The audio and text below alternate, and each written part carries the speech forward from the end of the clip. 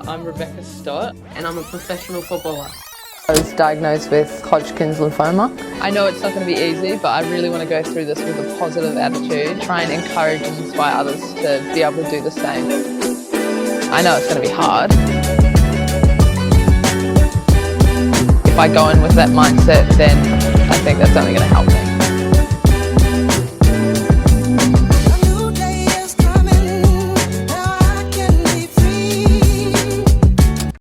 And before we dive into your amazing story, we're going to start off deep. Who are you? Where were you? And where are you going? I'm Rebekah Stott. Did you say who was I? Who are you? Who Just are a little you? bit of a background, Okay. a brief background. All right. I am a football player, originally from New Zealand, moved to Australia when I was 11. Played in America, played in Germany, played in Norway, obviously Australia, and now in the UK. Had cancer a couple of years ago, and now I'm good. I'm healthy, and that's about it. Very and nice. who will I be? And where are you going? Where am I going? I'm just going wherever life takes me. Football for a while, and then who knows what will happen in the future. Yeah. I love that. That might be one of the best answers we've got to where are you going. I'm going. I'm just going. Yeah, wherever life wants to take me, I'll go. I definitely wanted to make the move. So I played at Melbourne Victory, and then I think I can't remember. I think it might have been one of my teammates was like, "Oh, do you want to go play overseas?" And I was like, "Yeah, I think that'd be cool. Going to live in a different country, just playing football." And then the opportunity came up through an agent of one of my New Zealand teammates. And so we went to the same club in Germany, and it was amazing. I had such a ball. And that was, it was a crazy time. I think I was there for a year and a half, and it was the best experience ever. I think it was a bit scary, but I think back, I'm like, geez, I moved over the other side of the world by myself, didn't know anyone, had no idea what I was in for. Geez, would I do that now? But no, I don't know. I think it was just the opportunity was just so exciting and something I didn't really know anything about. So I was like, yeah, let's do it. Why not? And it is in Norway in 2019 where the beginning, well, you didn't know yet, but the beginning of a new journey. You felt your first lump in your neck, which at the time you didn't know what it was. Yeah, it was just a tiny little lump, and I was like, this is weird. I don't know if I'd done it at the gym or what it was, but it kind of was there, and I was like, I'm very aware of my body, and so I was like, this is interesting. But then it kind of went away, and I stopped thinking about it. Yeah, crazy. And then what happens there? I moved back to Australia, Melbourne. Yeah. I played the season of W League. We were very good. We won the championship. Invincibles, yeah. Yeah, we were Didn't good. lose a game. Yeah, that was amazing. And then I think it was lockdown, so COVID started. And yeah, so I was just getting ready to head over to England. But I noticed that it was still there, and it had grown a little bit. And so I was like, okay, I need to go check this. So I talked to my team doctor at Melbourne City, and he was like, okay, let's go get a biopsy, your blood test, blah, blah, blah. Got all that done. And it was actually crazy, the bid. So when New Zealand and Australia actually got the World Cup, the doctor called me that night while I was at the Sydney Opera House. And he's like, oh, no, it's fine. It's just this Japanese thing called, I can't even remember what it was called, some weird thing. He's like, it's fine. Just keep an eye on it. If it grows, then get it checked again. So I was like, okay, sweet. I'm good. So I moved to Brighton, and then, it kind of just kept growing. And I was like, this is not good, not good. And then the other side started growing, and it got to a stage where it was quite big, and I was like, well, that side did, and I was like, this is not okay. So I went and got a doctor here, and I had to go through a long process of appointments and then another biopsy, still inconclusive. And then I actually had surgery and they took a big bit of tissue out of it. And that's the only time when they actually could diagnose me. So that kind of process of getting a doctor here till actually being diagnosed was about 3 months. So it was quite long. Wow. It was actually a relief, to be honest. I knew that it was cancer. That's why I flew home. And so once they finally told me, I was like, okay, now we know what type it is, and we can actually like deal with this. So I think the waiting and the just like not knowing exactly what it was, that was the hardest part. So once I finally knew, I was like, okay, and it was the good type. So I was like thankful about that. And then yeah, I got in touch with the doctors in Australia, and that was crazy. It was so fast and so good. And how was going through that treatment? Because of course it takes a lot out of you physically and mentally. Yeah. Physically, it was hard the first cycle. I didn't know what to expect. I was going in and like, what is this gonna feel like? I was pretty sick after the first session, and that first couple of days, it was not fun. But I think once you get the hang of it and you get the right drugs, for the side effects and stuff, it was okay. It was, I guess, later down the track when I was on my third and my fourth cycle. At the end of the cycle, that's when you feel like just not good, wiped out, and I think those were the hard times. But you were always able to kind of have a few days during the cycle where you felt good. You could go out and go for a nice walk and feel a bit normal. One of the things when we were preparing for this, I read a little bit about in this article, you kind of talked a little bit about your feeling of identity in the future and, being so attached to the game and then suddenly not being around it.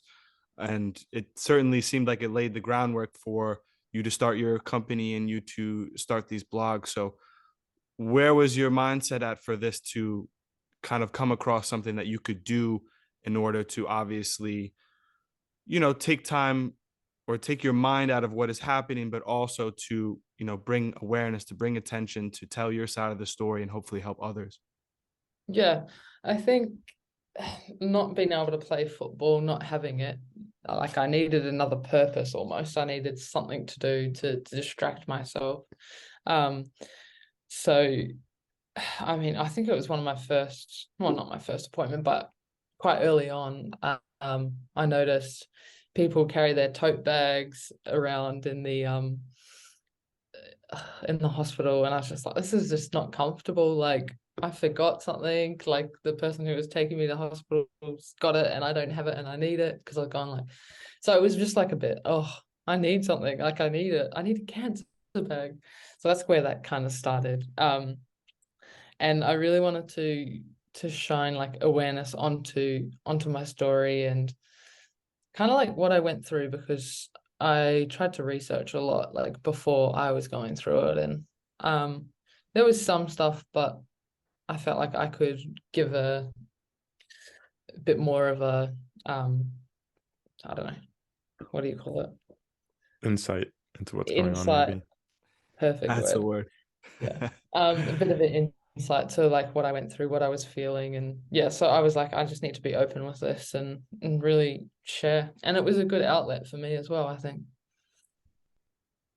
Yeah, a lot of times doing stuff like that, I mean, in one of the blogs you posted that it was a massive release for you just writing about it. It's not only you're helping other people, but to talk about yourself in like a third person form, it kind of, you're going through what you've gone through already and realize like how far you've come. Yeah, and I think it helps myself as well, to really process it and just kind of review it, I guess. So no, it was really helpful. You mentioned a little bit about the cancer bag. I'm wondering if you could just elaborate for those who may not know just about your work with Canteen Australia and the Community Co, and kind of what you guys have done to prepare and raise money and things like this? Yeah. So I got the idea of having a specific cancer bag that you can take into your treatment and just be prepared and just feel a bit of comfort.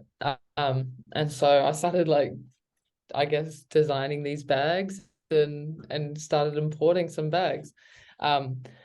So the idea was to fill it with stuff that really helped me when I was going through treatment, and then be able to give these to patients who were just diagnosed and about to go through that as well, so that they could kind of have a bit of like a, oh, like this is going to help me kind of thing before they get started. And so yeah, I got these bags. I got some cool sponsors on board to fill the bag with stuff, and I had to buy some stuff to put in them. And then yeah, I reached out to Canteen, and they were willing to kind of help get these to patients. Because obviously they look after the young adults that are diagnosed with cancer and or who are affected by it. And then yeah, I auctioned off lots of football jerseys, which was amazing to see like people get behind it. And so that money went towards getting these bags and giving them to people who needed them. So it was really incredible, and yeah, it's just nice to see. I'd imagine. And then you come, you are in recovery, and it's obviously you're starting almost from the ground up to build your body up again to be able to play football again. Walk us through that. Yeah. So I think I finished treatment in July or June 2021. I think. Oh my gosh, I don't even know. Yeah. Anyway, and at this stage, like I haven't done gym, I haven't done any running because I physically couldn't. And so I'm literally starting from scratch. My body is very weak. I've got nothing.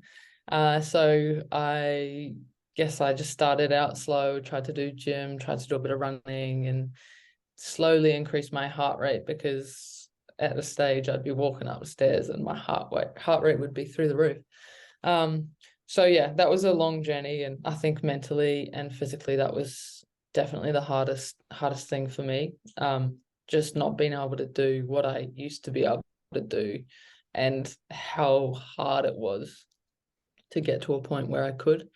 So I signed at Melbourne City, and yeah, I don't think I had a long enough preseason. I wasn't conditioned enough, and I really struggled through that season. I mean, the crap that went into my body and how it affected my body, I don't think I fully understood or realized. And so it was really tough to try and get back to a stage where I felt good.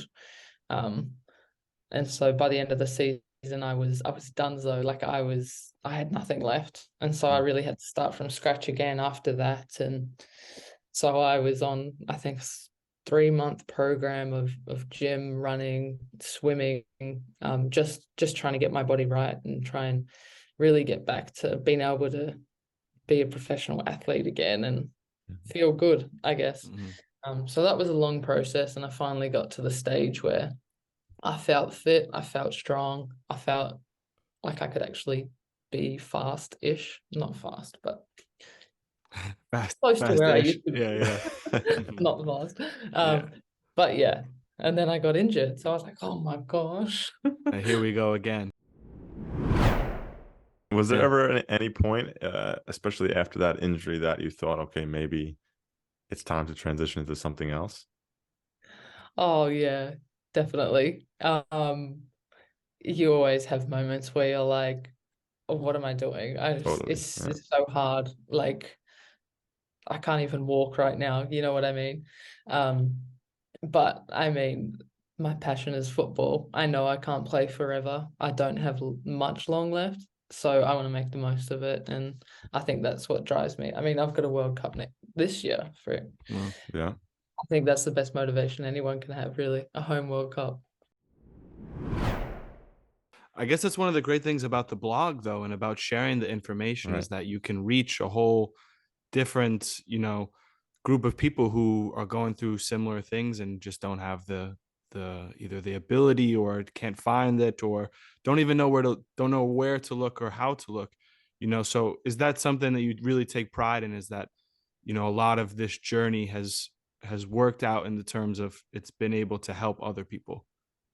Yeah, I think definitely. A lot of people reached out, and it was really nice to actually be able to have communication with people who are going through something similar to me.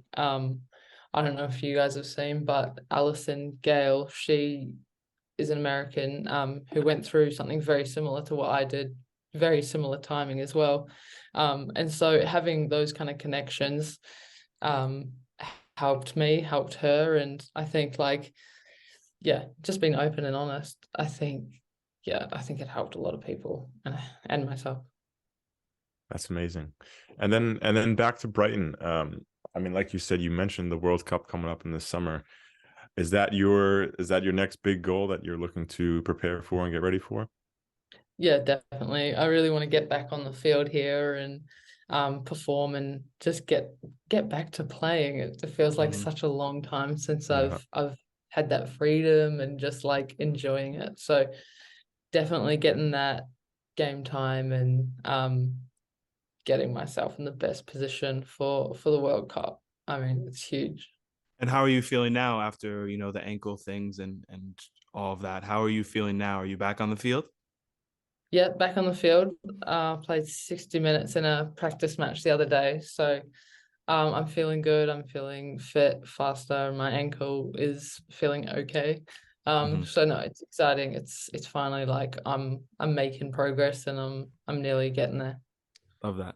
Has your approach to the game at all changed since, going through this whole ordeal and having cancer? Has your approach changed in any way? I don't think it has. I think the biggest thing is just to enjoy it. Like you never know what's going to happen in the future, so enjoy what you're doing. That's kind of what I'm like. There's no point doing something if you're not enjoying it. Uh, And what about a massive club like Brighton? I mean, they're a Premier League club, both men's and women's. What is the culture like around the club? It's amazing. Oh my gosh, you should see our facilities. They're incredible. We have a Is that it? spa. Is that an invite? Yeah, good luck. You can talk to Heather about that one. Yeah. Um, Heather, are you still there? but no, it's incredible. We have like I don't even know 16 pitches or something, an indoor Wow. pitch. We get fed every day. We sit across from the boys. So it's a really good club. They look after us. And it's so nice to be a part of a club like that. Where it's not just all about business. It's actually they care for their players and their staff. So it's nice. As someone who's been through the experiences you've had, and I guess kind of narrowing in on this event of having the news that you got something like this, do you have any advice for people who may get something, whether it's similar or completely different, just this in terms of shocking news or a shocking event and something that's a very big obstacle in their upcoming path? What is some advice maybe that you have in terms of, taking the next step forward and approaching it in a way that could help? Oh, it's hard because it's a life altering thing. But I think for me, I tried to look at the positives. Try and find those little things that will help you get through it. If it is, can't wait till I'm done with my treatment or over an injury or whatever it is. Just try and find the little positives everywhere, like in your journey. Because if you focus on the negative things, it's just gonna be a struggle.